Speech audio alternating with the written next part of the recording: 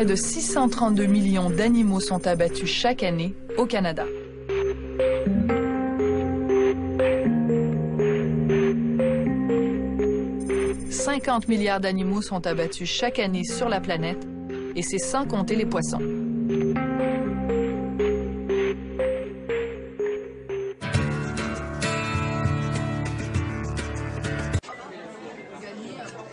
La viande rouge aussi présente des dangers pour la santé.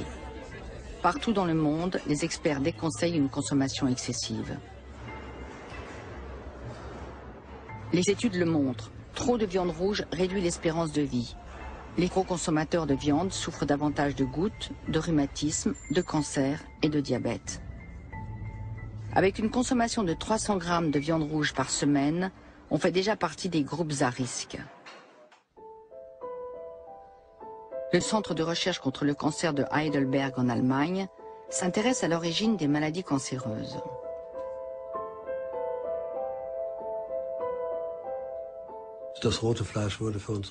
Si nous nous intéressons à la viande rouge, c'est parce que nous savons déjà depuis plusieurs décennies qu'une consommation élevée de cet aliment sur la durée entraîne une augmentation de 20 à 30% des risques de cancer du côlon.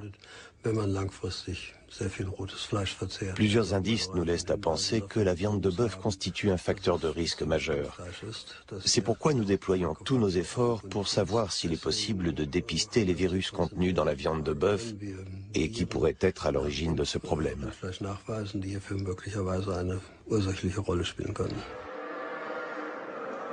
Le danger pour la santé humaine lié aux virus et aux antibiotiques présents dans la viande augmente au même rythme que la quantité consommée.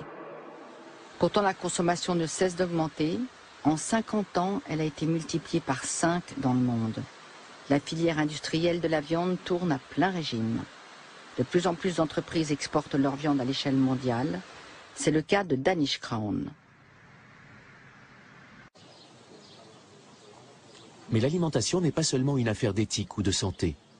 C'est aussi une question d'environnement, parce que des milliards d'êtres humains consomment toujours plus de viande.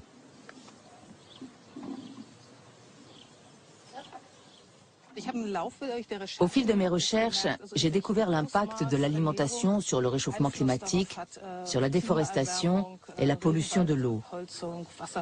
À terme, on n'aura plus le choix. On deviendra tous végétariens. Je sais que je ne sauverai pas le monde en devenant végétarienne, mais je ne veux plus contribuer à son naufrage. Le compte à rebours a commencé. Bientôt, il sera trop tard pour faire marche arrière. Und wir verpassen dann möglicherweise wirklich den Moment, wo wir sagen könnten, wir können das Steuer noch umreißen. Aujourd'hui, Karen Douveux est devenue végétalienne. Elle a renoncé au lait, au yaourt ou aux œufs, à tous les produits d'origine animale. Il existe selon elle suffisamment d'aliments de substitution d'origine végétale. Exemple, les yaourts de soja. Finalement, c'est assez similaire à un yaourt nature à base de lait. La différence, c'est qu'on n'a pas besoin d'inséminer artificiellement une vache qui donnera un veau qu'il faudra abattre seulement quelques mois après sa naissance.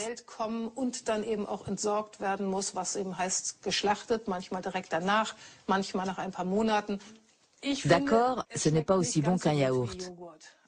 Mais en pensant à tout ce que ça implique de manger un yaourt, on se dit qu'il est temps de changer certaines de nos habitudes. Dire qu'au bout du compte, pour le consommateur, puisqu'au final, malheureusement, ça arrive chez le consommateur, eh bien, la qualité de cette viande faite de cette façon, elle est extraordinaire. C'est pas moi qui le dis, ce sont les scientifiques eux-mêmes.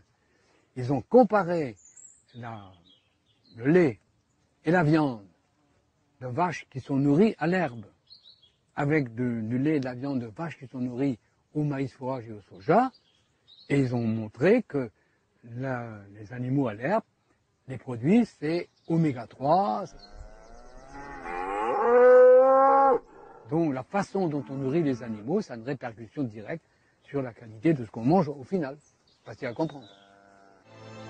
Nourrir toute la planète d'une façon convenable, eh bien si c'est de la viande que l'on prend, on pourrait nourrir 3 milliards de personnes. Si c'est des céréales, 12 milliards. La production de viande n'est pas la façon la plus efficace de produire la nourriture. Donc, à partir de ce moment-là, c'est clair que le moins on en mange, le plus efficace on est. Ici au Canada, on a besoin de 2,7 à peu près hectares de terre pour nourrir un Canadien, alors que dans d'autres pays du monde où leur diète est à base végétale, ils ont besoin de 0,5 hectares et même quelquefois moins. Alors, parmi tous les gestes, parce qu'il y en a beaucoup qu'on peut faire pour s'assurer que nos enfants auront des choses à manger et des choses saines, il y a certainement, et c'est le but de cette rencontre, la diminution de la fraction de viande par rapport à la fraction de céréales. À la fois, c'est plus sain, les médecins nous le disent, et en même temps, on voit comment il y a tous ces problèmes de santé qu'ont provoqué la vache folle, la grippe aviaire et tout cela. On se rend compte de plus en plus que cette activité, ce geste de diminuer notre fraction de viande va devenir une des étapes importantes pour s'assurer de l'avenir, sachant que l'avenir n'est pas certain de toute façon.